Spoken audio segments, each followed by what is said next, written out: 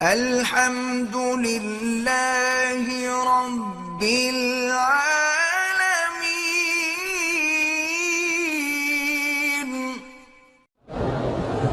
بیوی کے منہ میں روٹی کا نوالہ ڈالنا، ہاں وہ بھی صدقہ ہے۔ حضور سے ایک صحابی نے پوچھا تھا، انہوں نے کہا یا رسول اللہ، بیوی کا خرچہ دینا تو ہماری ذمہ داری ہے، پھر صدقہ کیسے ہوا؟ فرمایا اگر یہی نوالہ تم کسی غیر عورت کے منہ میں دو گناہ ہوگا، تو انہوں نے کہا ہاں جی ہوگا۔ فرمایا پھر یہاں ثواب کیوں نہیں ہوگا؟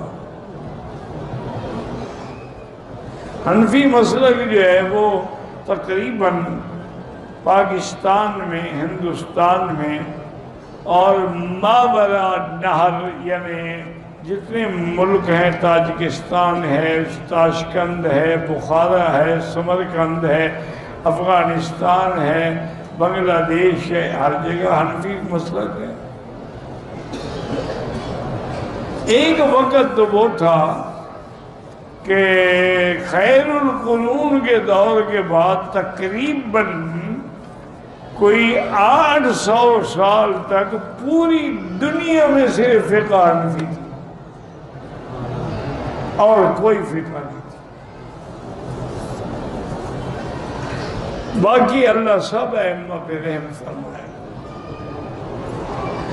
رکن یمانی کی اس سے بڑی فضیلت کیا ہے کہ خود حضور پاک نے استلام فرمایا اور فرمایا کہ یہاں پر جب آدمی استلام کرے اور دعا مانگے اللہم انی اسألک العفو والعافیہ، تو اللہ کے فرشتے ڈیوٹی پہ ہوتے ہیں جو کہتے ہیں کہ یا اللہ اس کی دعا قبول کر۔ بچے کو پڑھنے کا شوق نہیں ہے، کسی عالم کی صحبت میں بٹھائیں اور اس کے لیے دعا کریں۔ کسی کے گھر میت ہو جاتی، علاقے والے تعزیت کے لیے وہاں انہیں پیسے دیتے ہیں۔ بار یہ تو پیسے دینا تو شریعت کا حکم نہیں ہے، ویسے غریب سمجھ کے مدد کریں تو الگ بات ہے۔ میرے پاس میڈیا کی ڈگری ہے، ٹی وی چینل میں ملازمت کروں، بالکل ٹھیک ہے میرا بھائی، کوشش کرو غلط کام نہ کرو، غلط خبر نہ دو۔ بچے کا نام پرویز نہ رکھیں، پرویز حضور کے دشمن کا نام ہے۔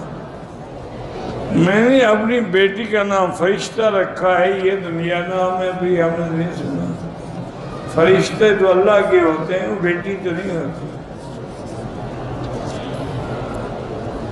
اور فرشتے معصوم ہوتے ہیں، اللہ کے پیغمبروں کے سوا کوئی معصوم نہیں۔ کوئی اور نام رکھ لو، ویسے تو بہر نام ہے، جیسے تاریخ فرشتہ ہندوستان میں ایک بڑی تاریخ ہے، کتاب کا نام ہی تاریخ فرشتہ ہے۔